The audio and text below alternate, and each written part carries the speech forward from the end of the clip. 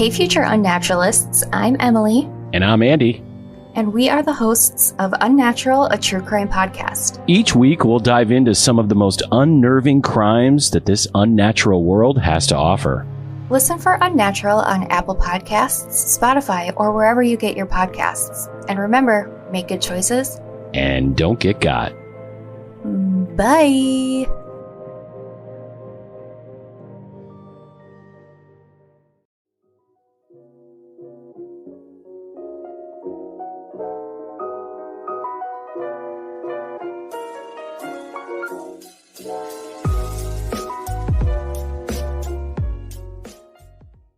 Hi, I'm Didi West. And I'm Summer. And this is Broken Limelight. So happy October. It's finally fucking spooky season again. Yay! I'm so excited. Remember when we were here a year ago and it was Summer's first time on the podcast and we did River Phoenix on Halloween? This is so exciting. It's like full cycle. Here we are a year later. 1 year later. Still kicking it. It's going strong. Summer's still here. New on the podcast. It's still summer, so that's a good sign. All right, so this episode is going to be different from the usual. A very special episode indeed. So this is going to be about something actually called the very special episodes, which refers to comedy sitcoms that featured episodes containing really dark or controversial themes. The usage of the term peaked in the 1980s, but there are earlier shows with episodes like this. So let me give you a few examples, and I want to see if you remember any of them. So first of all, this is one of the most recent ones. Remember Boy Meets World? Mm-hmm. Boy Meets World was a popular sitcom that aired on ABC from 1993 to 2000. It most closely followed the main character, Corey Matthews, who was played by Ben Savage, as well as his family, his best friend Sean, and his girlfriend Topanga. The show was very lighthearted and family-friendly, and it was pretty funny, actually. The writing was really good. Corey's next-door neighbor was Mr. Feeney, who was also his high school teacher and his principal throughout his childhood, and he was played by William Daniels. And Mr. Feeney is absolutely unforgettable. Mm-hmm. He was. I think anywhere people see that actor, William Daniels, they go, oh, that's Mr. Feeney. Right. Especially a 90s kid. So while this show was typically really warm and sweet and dealt with teen romance and things like that, it had a couple of very special episodes. One of the most memorable ones was called Cult Fiction. It was season 4, episode 21, and it aired in 1997 on April 25th. This was about Corey's best friend, Sean, and he was under the influence of a cult. Do you remember this episode? I don't think so. I remember Sean being troublesome, but I don't remember a cult. Right. So yeah, Sean had a troubling childhood, and it kind of seems like that's the reason he kind of fell victim to a cult. So cults weren't a major theme in this show at all. You never talked about it. It was one specific episode, which is during the characters, they're in high school at this point. Sean, throughout the series, is struggling with finding himself because he's throughout his childhood, his mom constantly left, and it was just him and his dad. And then his dad would leave him with somebody with the Matthews or with his teacher. And Sean was just constantly alone, and he was really lonely. He had a brother he didn't know about until college, Right. So what happens is sometime in his adolescence or young adulthood, he meets a girl, and this girl, the first thing she starts telling him is, we don't judge. She's like, I'm not a judgmental person. And he really embraces this. So she's like, you know what? Let me take you back to this club. And he's thinking it's going to be a dance club. And she's like, no, it's not that kind of place. So he takes them, and it's this this big building where there's just a bunch of teenagers playing ping pong and just talking, listening to music, and they call it the center. And everybody hugs each other there, and everybody calls each other by their name every time. Hi, Sean. How are you doing, Sean? How was work today, Sean? Every single time they use their name, it's creepy right off the bat, Yeah, definitely. So what ends up happening later on is that Mr. Feeney knows about this place, and everybody starts to figure out that this is a cult. It's really weird. Sean is embracing this place with his entire identity. And it's very dark for this show. It's not a typical thing, but it's kind of they use this episode to embrace Sean's character a little bit more and, show what a big deal his life was. And honestly, how much support he has in the Matthews and everybody else. Right. Mr. Feeney, of course, who was the next door neighbor, he always looked at the kids almost like his own children. Mm-hmm. So at the end of the cult, Sean is absolutely like, you guys need to let me do what I want to do. And it's actually Mr. Feeney who acts like he's going to fight the cult leader. He's like, I'm going to call the cops. Like, this is ridiculous. And it's crazy because it becomes very clear to all the adults, not the children. I mean, I think they're teenagers, but it becomes very clear to the adults that they're manipulating Sean, who doesn't have any parents right now. He doesn't have anybody looking out for him except other people. So it's like they all see like somebody needs to stand up for him. Right. So that was a pretty interesting episode for that show.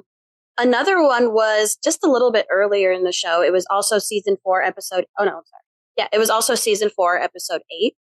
So this was about like Corey and Sean had a classmate who was being abused by her father.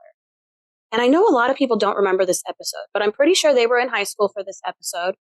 And Sean tells Corey that he can't hang out because he's sick or something. So Corey ends up going over to see him, and Sean has a girl over, and there's no parents there. It's just Sean and this girl. So Corey instantly imagines like, oh my God, Sean is having sleepovers with this girl and they're having sex.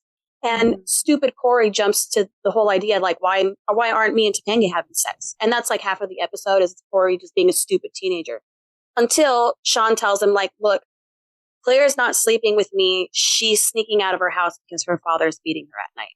But you can't tell anybody. And that's why I didn't tell you. But it gets to a point where she can't stay at Sean's, and Sean's like, she needs to stay here. Can she please stay at your place? And Corey's like, it's such a goody good. In fact, that's like a central theme in the show is that Sean is the bad boy and Corey's constantly getting him off the hook or like lying for him or something. Right. Yeah. And Corey's kind of a chicken shit, but this is like something serious that he's like, he wants to tell the adults, and Sean's like, absolutely not. Because the girl's father is like, he's like an important bank president or something like that. But she's like got black eyes and stuff. And it turns out that like Corey's parents find out what's happening and they tell the kids like, listen, it's not up to you. Like, what are you going to do? Like, I think they put the girl on a bus to her aunt's house, but the parents are like, okay, but she's still under her father's guardianship. He's going to bring her back. Like, what are you going to do next? You can't save her every time. So like, this is where the adults step in. They call the police. And I think the father ended up getting like anger management or something. And the girl like got to go live with her aunt. Oh, that's good. Yeah, it's good. It was just like really dark for Boy Meets World. You know what I mean? Like this was such a non-typical episode.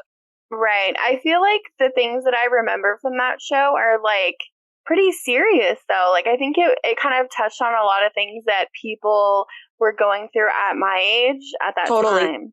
So it like a lot of things that they showed on that show like really resonated with me. It's a really good show, and it was totally family friendly. And I think that's why is because it showed all kinds of different characters. Like Corey was middle class. He wasn't that rich, where Sean was lower class, always living in a trailer park. And then like, it was just, there was all the different types of people. And they had a lot of episodes about that too, about how like, why can't we just all live together? Yeah. So there's another one that I don't know if this is considered a very special episode, but it's definitely notable. Do you remember the Halloween episode of Broken Limelight? The Halloween episode of Boy Meets World. This one? No. No. Okay, so you don't remember an episode where somebody's running around in a Scream mask, like running around the high school killing everybody? Like legitimately? So let's talk about this episode. Actually dying? Let's talk about it. I mean, kind of. It was really, really dark for Boy Meets World. What happens is it starts off with everybody in detention, like Sean, Corey, Topanga, Sean's brother Jack is in it. So they're in high school at this point. And then there was a girl named Angela. And for some reason, Jennifer Love Hewitt was randomly in this episode. So they're all in detention. And then there's a random guy named Kenny. And everybody's fighting. And it's right after like Corey and Topanga break up. So it's like they're not even like together at this point. What happens is all of a sudden the whole episode is like, it's like a slasher movie. Like the lights go off and they start flickering and some creepy like 1920s music starts playing on the speaker. And Sean is like, listen, this is in every single horror movie I've ever seen. I know exactly what's going to happen. And he starts plotting it out. Like he starts telling everybody like the first ones to die is the person who says this and that. So the random guy, Kenny, like asks somebody for a pencil. And all of a sudden when the lights go off and they turn back on, everybody's like, wow, what the fuck was that? And they turn and they look, and Kenny's like standing against the wall, and he's got a pencil through his forehead, like literally stabbed through his forehead. And then he just like falls, and you see this like pencil line all the way down the wall, like where he was just like, it got really dark really fast. You know, they're like, holy shit, people are actually dying here. So then the whole episode, they're like, holy crap, like, where's Mr. Feeney? And then they go out in the hallway and they're like, oh, Mr. Feeney, you're playing a prank on us, huh? Like, I get it. And they all start laughing. And all of a sudden he falls to his knees, and then he falls forward, and you can see that there's scissors in his back. Like, somebody stabbed Mr. Feeney in the back. So now they're like, what the fuck is happening? And it's throughout the episode, there's little comedic moments where they're all like, everybody at the same time looks behind them. And then like the fucking killer runs by like right when they're not looking. And it happens like, it's like a running joke. And it's just like the Scream character, you know, it's like the cheesiest you can get. So then one by one, like they start dying. They're all like in the library, and somebody pushes, I think they push Angela out the window, and somebody pushes a bookshelf on somebody else, until all that's left is like, I think it's just Corey, Topanga, and Sean. So they're face to face with the killer, and they can't figure out who it is because they're literally all in that room. So Sean goes and pulls the mask off of the killer, and it's Sean. Like, it's Sean face to face with himself. And it turns out the whole thing is like a bad dream, because Sean is really struggling with Corey and Topanga's breakup. So he decided to dream that he went around killing everybody. But it is the freakiest fucking episode. Like, it gives you chills, because literally, like, it's just like all these kids in high school, and the lights are flickering, and the fucking creepy ass music comes on. It's a good episode, dude. I like, legitimately, everybody I've ever met who's seen that episode, like, sincerely was terrified of it. What year was that?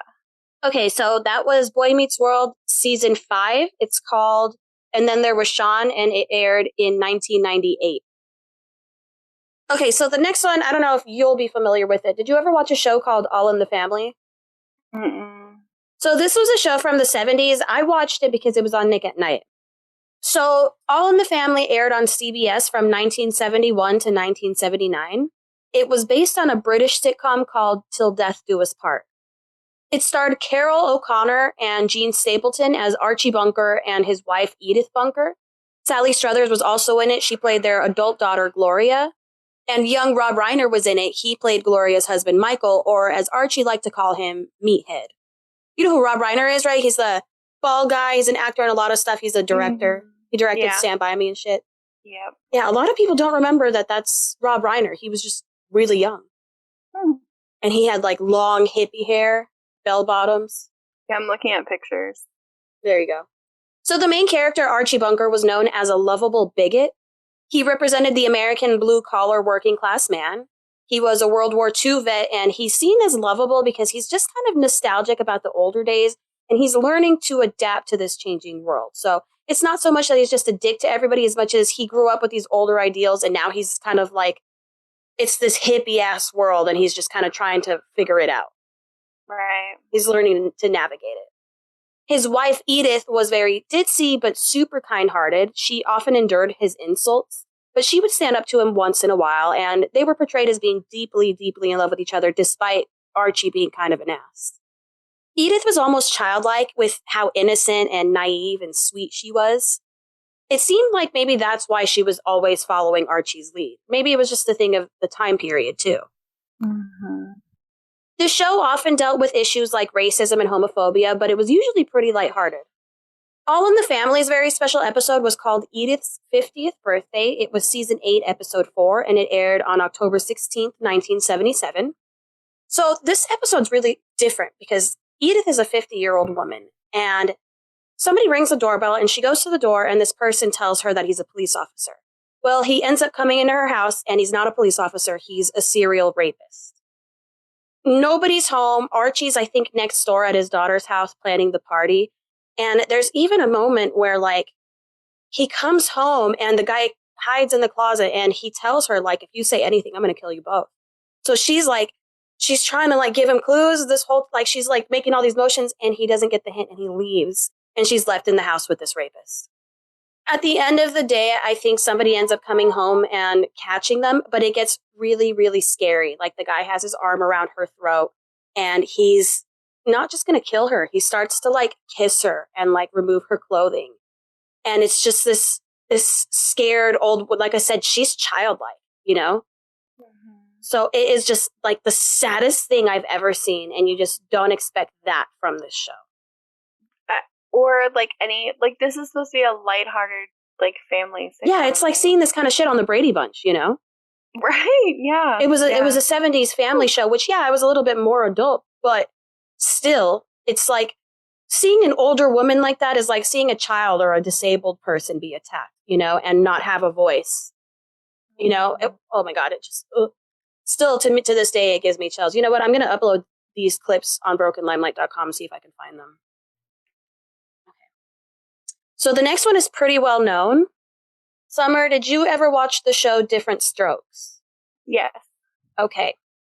So Diff'rent Strokes ran on ABC from 1979 to 1986. It starred Gary Coleman and Todd Bridges as Arnold and Willis Jackson, respectively. So Arnold and Willis were black boys from Harlem, and they had lost their mother and were taken in by their mother's employer, whose name was Philip Drummond. He was a white guy he was a rich white businessman. He also had a daughter named Kimberly, so this ended up being like an interracial family. The show was also really lighthearted, except for the fact that it had multiple very special episodes. For the most part, the show was a lot of like 1970s mixing in the white people culture with the black people culture. Like there was a lot of slang with the black people and white people just doing really goofy white people stuff. Like, okay, so you know what I mean? Back in the day when white people didn't know how to talk to black people. So as soon as they go to speak to them, they would try way too hard and say something to try to seem cool to black people. And they'll blurt something ridiculous like, my cousin had a black neighbor once, or I love Malcolm X. Do you know what I mean? So like the show was a lot like that. It was really funny. And it was also the show where Gary Coleman rose to fame, and he was known for his one-liner, "What you talking about, Willis?" It was a funny show, you know? Earlier episodes mostly addressed typical family sitcom issues, but as the series progressed, it began to focus more on serious topics, including drug abuse, alcoholism, hitchhiking, child abuse, and crime. The most notable episode is called The Bicycle Man. It's from season 5, episodes 16 and 17. It's a two-parter, and it aired on February 5th and February 12th, 1983. So Arnold, this is Gary Coleman's character. He plays a child who's maybe like 10. He's a little kid. So Arnold goes to this bicycle shop with his adopted father, Mr. Drummond. So they're like looking at a bike, and the bicycle salesman kind of tells him like, hey, come back anytime. Just, you know, don't tell your dad about it. So Arnold ends up coming back with his buddy Dudley, and this guy kind of gives them cartoons and he gives them sandwiches. And then he ends up kind of giving them wine and showing them cartoons that have pornographic nature. And then he shows them pictures of himself with a bunch of naked kids, telling them like, see, this is normal. We're just like, they'd be skinny dipping. He's like, we were just going swimming, you know, or, you know, we're just having a naked dance party, things like that. And it's really creepy the way it happens because he does it so subtly that Arnold and Dudley are like, okay, like he's got an answer for everything. And again, he's got pictures of himself doing this with a bunch of kids. So they're like, must be okay. The weirdest thing about this episode is that there's a laugh track throughout the entire thing at the most odd moments. So it's like, it's fucking creepy, you know? It's not even like it was made into like a series. Like these are things that are happening. Like it wasn't like a serious episode. It was like, ha, you showed him pictures of him naked. No, you know, because it gets darker and darker. It's almost like they didn't think it through. Like, I'm sure it's the recorded track that they just push a button and play it, but maybe they should have found different sound effects or something, you know? That's what I'm saying. They didn't even make it like a serious episode. They were laughing at the fact that... But it gets darker and darker, that it's just like, what are they trying to do here? Like, it's clearly not funny. So what happens in the, in the second episode, Arnold, I think he just, like, lets it slip. He doesn't even know that there's anything wrong until somebody, like, I think his brother, like, smells wine on his breath, and he ends up having to spill everything. So... come to find out, Dudley went over to his house without Arnold. He went by himself. So Mr. Drummond figures it out, calls Dudley's parents, calls the police. Everybody shows up over there. And when they show up to the Bicycle Man's house, Dudley's like unconscious. Like he had been drugged, and this Bicycle Man has the shower running, and he's like doing stretches. Like he's getting ready to do some kind of fucking physical act with this kid in the shower who is like, he's like a noodle. You know what I mean? So that's how the episode ends, with them like rescuing Dudley and the guy getting arrested. And then, the show ends with like the applause. Oh, okay. Fucking dark, right? And again, that's a lot. And again, these kids, the characters are like, they look like they're like 8 or 10 years old, you know? So then there was another episode from Diff'rent Strokes. It's called The Hitchhikers. This one, I don't remember it as well. It just didn't creep me out as much as the other one, but it's still fucking scary because, remember, Mr. Drummond's daughter she's a young white girl named Kimberly. And not that makes much of a difference, but it just puts it in a different perspective. She's not a street kid like the other ones. She was like a rich little girl. So Arnold and Kimberly need to get home for their father's birthday party, and they end up deciding to hitchhike. And the guy who picks them up plans to rape Kimberly. It's really intense. I don't remember a lot of the episode, but I do know that it ended with Arnold escaping and getting the police just in time to rescue her. It's funny, in both situations, that's how it happens. The victim is still fucking there, and they're just like waiting for the police to show up. Isn't that scary? Mm-hmm. Scary for kids shows, you know? One day I'm going to have a conversation about child actors, and, you know, maybe they should have on-set therapists for these kinds of roles. Yeah, I agree. That's really heavy. All right, so let's talk about Full House. Did you watch Full House? Yeah. Yeah. So Full House was the show that brought the Olsen twins to fame. It starred on ABC from 1987 to 1995. It was about Danny Tanner, who was played by Bob Saget. He was a single father raising his 3 young daughters, DJ, Stephanie, and Michelle. Michelle was the baby who was played by the Olsen twins. So Danny was joined by his brother-in-law, Jesse, and his lifetime friend, Joey, who were played by John Stamos and Dave Coulier. And the 2 of them helped him raise his daughters. The show is like the most heartwarming of them all. Like, literally, they hug in every scene. So there's an episode from season 6, episode 17. It's called Silence is Not Golden, and it's about Stephanie. She learns that her classmate is a victim of child abuse by his father. And the whole episode is her like debating whether she should tell anybody because the kid tells her not to. And I think in this episode, she's pretty small, season 6. I think she's like 12, 13. Mm-hmm. Because remember, she had to be like 5 when she started in season 1. So, and then there's another episode, the one that I remember the most. It's called Shape Up from season 4, episode 8. This was the one where DJ started showing signs of anorexia. Do you remember this episode? Yeah. How old was she in this episode? She still looked small, like maybe 13 at the most. Mm-hmm. Something like that, 12, 13, 14. And she gets invited to a pool party. And in this episode, she stops eating and starts exercising vigorously until she passes out on a treadmill. And like the whole episode, also Stephanie is like telling her like, you need to eat something, you need to stop. And she wants to tell an adult. And when DJ finally collapses, she feels super guilty that she didn't tell anybody. All of this happens in like a 26-minute episode. Yeah. Okay, and there's one more show I'm going to talk about, and it's Fresh Prince of Bel-Air. So Fresh Prince aired from 1990 to 1996. So if you're unfamiliar, the show was about Will Smith, who was from West Philadelphia, and he got sent to live with his aunt and uncle in Bel-Air because he got in a fight and his mom got scared. I couldn't say that without rhyming, right? You should just sing it. If I could sing it, then that would just tell you the whole entire story. Yeah. But that's basically it. His mom got scared and said, you're moving with your auntie and uncle in Bel-Air. Yeah, because when he was raised in West Philadelphia, I was like, I couldn't not say it. He likes to go to the playgrounds where he spent most of his days. I didn't even have to Google this one. So the show centers around Will Smith in Bel-Air with his new family there, which includes his cousin Carlton. Then he has a female cousin Hillary, also Ashley, and then his Uncle Phil and Aunt Vivian. Mm-hmm. So the first episode I'm going to talk about is called Mistaken Identity. It was from season 1, episode 6, and it aired on October 15th, 1990. Uncle Phil, who is Carlton's father, is very wealthy and well-known. He's a respected judge in Bel-Air. Like Will, the whole family is black.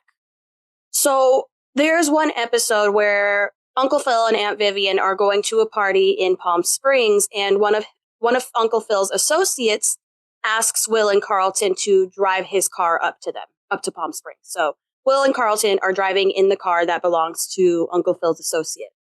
Mm-hmm. On their way, they get pulled over and accused of stealing the car. While Carlton and Will are in jail, and I'm pretty sure they're like 18 years old, they're like barely adults. And they're like being mistreated, and they keep telling the police, like, listen, my father is Judge Philip Banks. Like, you just need to let us have our phone call, and you can, like, we can confirm that we're allowed to drive this car. And there's really like no reason they got pulled over. I want to say it was like they went like 1 mile per hour over the limit, or they like didn't turn on their turn signal or something in time, or like a broken taillight or something like that. And they arrested these kids. You know, they just jumped to the conclusion that the car was stolen. There was nothing suspicious about them. So finally, when they figure out what's happened, Uncle Phil storms down there with his associate, and the damn cops have the nerve to tell the guy, like, hey, good news, we found your car. These 2 clowns tried to steal it. And the associate, who is a white man, is like, I fucking gave them the keys. Like, they're bringing the car to me, you know? And Uncle Phil makes this huge scene just telling him, like, your jobs are gone, you know? But it's just a really dramatic episode because this is another good example of mixing the races and the classes, you know? Mm-hmm. And it's good. I love that the show did this because even Will wasn't upper class. He came from Philadelphia, where him and his mom lived a humble life, you know? And the classism is a big theme in this show as well. Right, it is. But the cops didn't see that. Regardless of who Carlton was and whose name he was dropping, they were just a couple of black guys driving a nice car. So this is another episode. It's called Just Say Yo. It was season 3, episode 19. It aired February 15th, 1993. I believe it takes place while they're in high school, and Will is struggling to keep up with his schoolwork. He's just like exhausted. He's on the basketball team. He's got a lot of tests, and he's going to school sleepy and stuff and has a hard time keeping awake. And somebody offers him some pills. So Will takes the pills. I mean, I don't believe he actually consumes them. He just keeps them in his locker. But what happens is later on at the senior prom, Carlton's like, hey, I need some vitamins. And he goes to the locker and thinks they're vitamins and he takes them. And then all of a sudden, Carlton's like dancing like a maniac on the dance floor, which Carlton danced, you know, but this was like over the top. Like everybody's go Carlton. He's in the center, just like losing his shit. And then he passes out. He collapses on the dance floor and Will is like, what the fuck happened? And while Carlton's in the hospital, that's when Will puts 2 and 2 together that Carlton took the speed pills that were in his locker. Have you seen the remake of Bel-Air? No, is it good? It is really good, but it's funny because, well, it's not funny, but Carlton in that version is actually like addicted to pills and interesting. And drugs. Yeah. Does that show He's more like of a drama? The rich kid who does. Yeah, it's way more of a drama, and it's actually really good. I really like it. I'll have to check it out.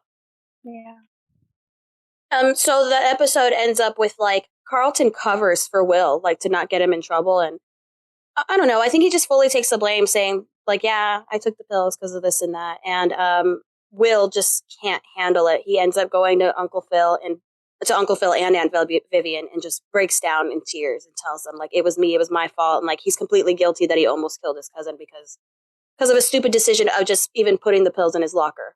Right. And he realized like how big the consequence of that was. Yeah, poor Will. I loved his character. I do too. It showed a lot of personal growth, you know. A lot. And then the dad scene.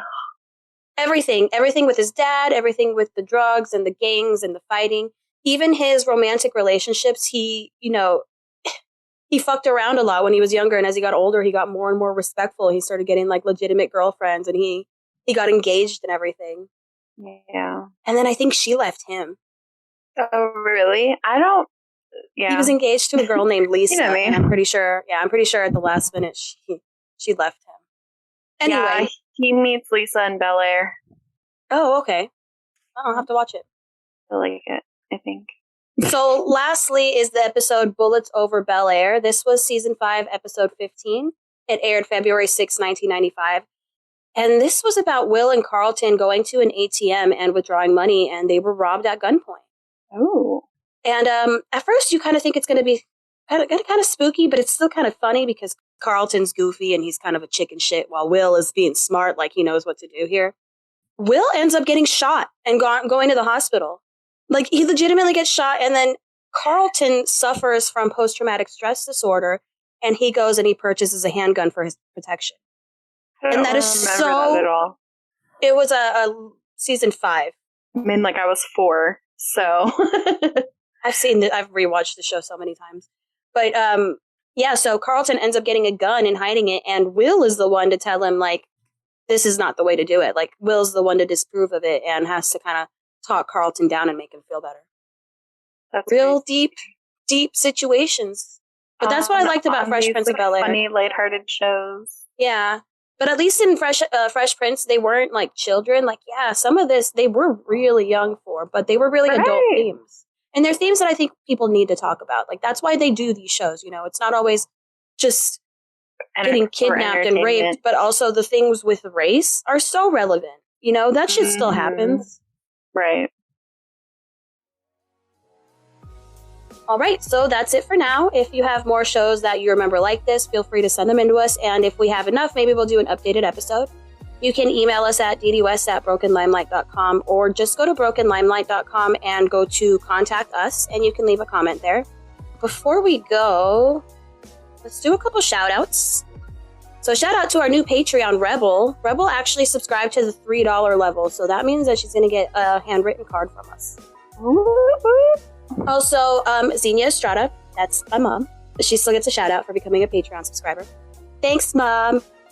One more shout out for Danielle Karstens, just for being amazing. Because, like, she's an amazing fan, and she interacted with us on Facebook.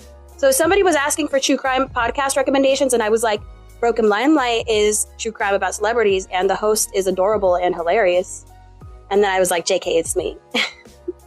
So Danielle commented, and she was like, I love your podcast, and you really are cute and funny. So she gets a shout out because I love her now. You can also get a shout out yourself by becoming a Patreon subscriber. It's only $1 a month for you to get bonus content and early access to our episodes, not to mention a shout out. You can donate more if you feel inclined. Also, if you're just a really cool fan and interact with us often on social media, once in a while, we might shout you out too. Just like Ellen. Hi, Ellen. Yeah. We love you. Hey, Ellen. Lastly, thank you to everybody who showed up to my book signing. That was really cool. My book is still available for purchase on Amazon. Just look up Broken Limelight, or you can also find a link to it on the Broken Limelight website or on my website, didywestmusic.com. On my website, you can actually also see other events that I have coming up. And that's it. Don't forget to go to brokenlimelight.com to look at pictures and watch all the video clips that I can find for these episodes that I described. I hope you enjoyed it. If you have any questions or comments or want to suggest a case, again, go to brokenlimelight.com, hit the Contact Us tab, and just leave us a comment. Yep. Other than that, we're on all the social medias. You can find us on Facebook under Broken Limelight or everywhere else under Didi West. It's either I'm Didi West or Didi West LV. And I've got a good meme game. Follow me. Give me a follow. All right, that's it for now. Thanks, guys. Bye. Bye.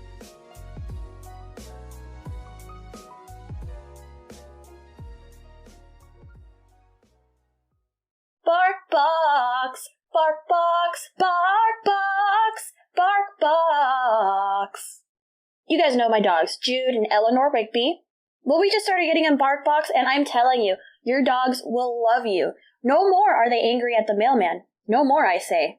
It's like a box of dog joy that's delivered every month, and each box tells a different story with different themed toys, treats, and photo-worthy props. Typically, what we get in each box is a couple of toys, a couple of treats, and a chew, but you can actually tailor-fit your box to fit your dog's needs. Guys, I'm telling you, your dogs will love you, even more than they already do. So try it out, and if you use my link, you'll get a free extra month of BarkBox, which is a $35 value. So just head to barkbox.com/brokenlimelight and get started on your first BarkBox today. BarkBox, BarkBox, BarkBox, BarkBox. Nailed it, Jude.